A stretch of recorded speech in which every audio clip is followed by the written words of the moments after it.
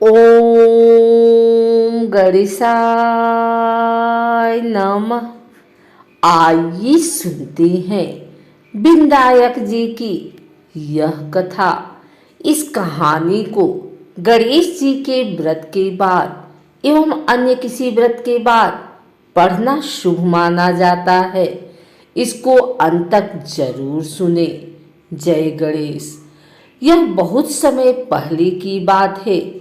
एक दिन गणेश जी धरती पर सैर कर रहे थे।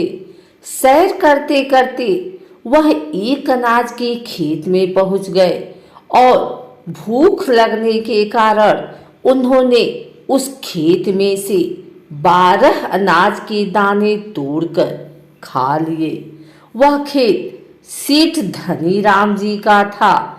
कुछ समय बाद विनायक जी को अपने किए पर पछतावा होने लगा, क्योंकि उन्होंने सेठ जी को बिना पूछे ही उनके खेत से अनाज चुरा लिया था। फिर गणेश जी ने सोचा कि अपने किए बुरे कर्म का प्रायश्चित तो करना ही पड़ेगा। इसलिए उन्होंने सेठ जी के यहाँ 12 साल के लिए नौकरी करने की ठान ली। उसके बाद अगली ही सुबह विनायक जी 13 से 14 साल के एक लड़के का रूप लेकर नौकरी मांगने के लिए धनीराम सेठ जी के घर पहुंचे और उन्होंने सेठ जी को अपना नाम गणेशा बताया। विनायक भगवान की बुद्धिमानी की परीक्षा लेने के बाद सेठ जी ने खुशी खुशी नौकरी भी दे दी। अब गणेश जी महाराज एक सामान्य मनुष्य के रूप में सेठ जी के ही घर पर रहने लगे। एक दिन सेठ जी की पत्नी शाम के समय घर का काम खत्म करने के बाद राख से हाथ धोने जा रही थी। वह देख गणेश जी ने सेठानी जी के हाथ पकड़कर जबरदस्ती मिट्टी से धुलवा दिए। गणेश जी की इस हरकत से सेठानी आग बबूला हो गई और उन्होंने सेठ जी के कमरे में जाकर गणेशा की शिकायत कर दी। सेठानी से सब कुछ सुनने के बाद सेठ धनीराम ने गणेशा को बुलाया और इस हरकत का कारण पूछा। गणेश जी बोले कि सेठानी शाम के समय राख से हाथ धो रही थी और ऐसा करने से घर की लक्ष्मी नाराज होकर चली जाती हैं। इसीलिए मैंने उनके हाथ मिट्टी से धुलवा दिए। इससे घर पर माता लक्ष्मी की कृपा बनी रहेगी। यह सुनकर सेठ जी ने सोचा, गणेशा की सोच तो बड़ी सच्ची और अच्छी है। उसके कुछ दिन बाद कुंभ मेले का शुभ अवसर आया। सेठ जी ने गणेशा को बुलाया और कहा, सेठानी जी को कुंभ मेले में स्नान करा के लाओ। अब सेठानी और गणेशा स्नान के लिए मेले में पहुंचे। वहां पहुंचने के बाद सेठानी नदी के किनारे बैठकर नहाने लगी। उन्हें ऐसा करते देख गणेशा दौड़ कर आए और सेठानी जी की दोनों हाथ पकड़कर उन्हें नदी के अंदर लेकर गए। उनसे पानी में डुबकी लगवाई और फिर किनारे पर ले आए। अब गणेशा की इस हरकत से तो सेठानी का गुस्सा 7वें आसमान पर पहुंच गया।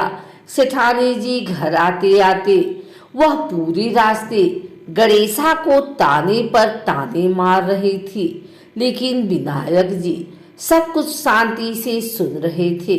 घर आते ही सेठानी ने सेठ जी के पास फिर से गणेशा की शिकायत कर दी। सेठ जी ने तुरंत ही गणेशा को बुलाया और पूछा कि तुमने ऐसा क्यों किया। गणेश जी बोले, सेठ जी, सेठानी नदी के किनारे बैठकर गंदे पानी से नहा रहे थे, तो मैंने उन्हें नदी में ले जाकर साफ पानी में डुबकी लगवाई। ऐसा करने से उन्हें अगले जन्म में बहुत बड़ा राजपाट और वैभव मिलेगा।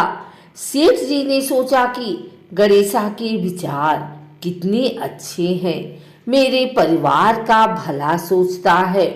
कुछ दिन बाद सेठ जी के घर में पूजा थी।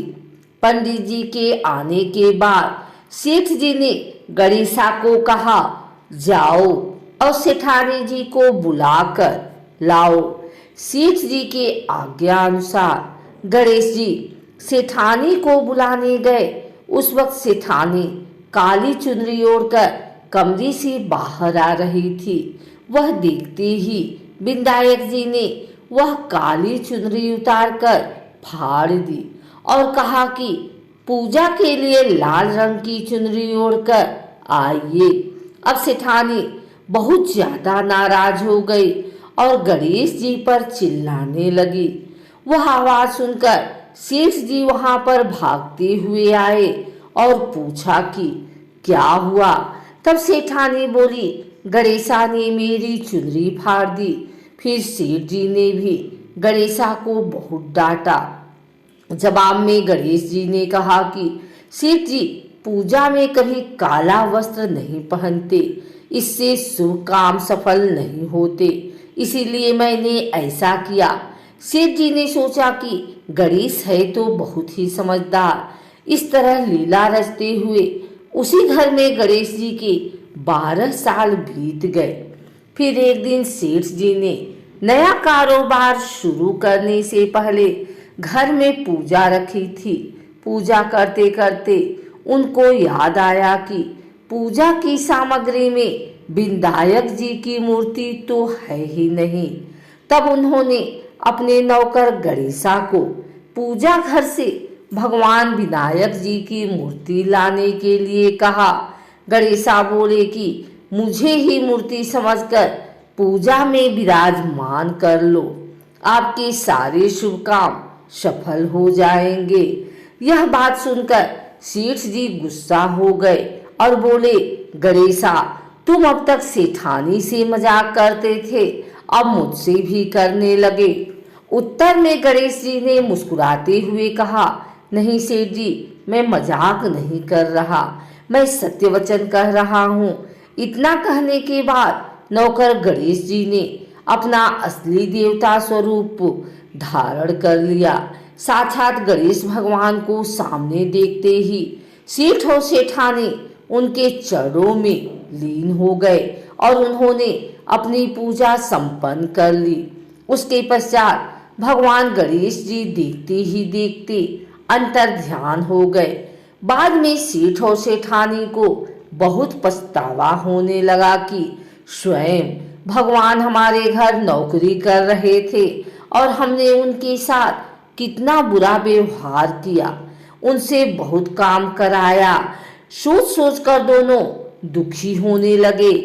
फिर उसी रात सेठ और सेठानी के सपने में गणेश जी प्रकट हुए और उन्होंने समझाया कि मैंने 12 साल पहले तुम्हारे खेत से 12 अनाज के दाने बिना पूछे तोड़ लिए थे और उसका दोष दूर करने के लिए मैं 12 साल से तुम्हारे यहाँ नौकरी कर रहा था। अगले ही दिन से सेठ जी पर गणेश जी की माया हो गई। उनका व्यापार दिन दुगना और रात चौगुना तरक्की करने लगा। धनीराम सेठ जी के जीवन की काया पलट गई। हे गणेश जी, जैसी माया आपने धनीराम सेठ जी पर की, वैसी ही माया इस कहानी को सुनने वाले और कहानी को सुनाने वाले हर एक व्यक्ति पर करना। कथा अधूरी हो तो इसे पूरी करना और अगर हमसे कोई गलती हो गई हो तो उसे क्षमा करना। जय गणेश जी, जय विनायक जी महाराज की।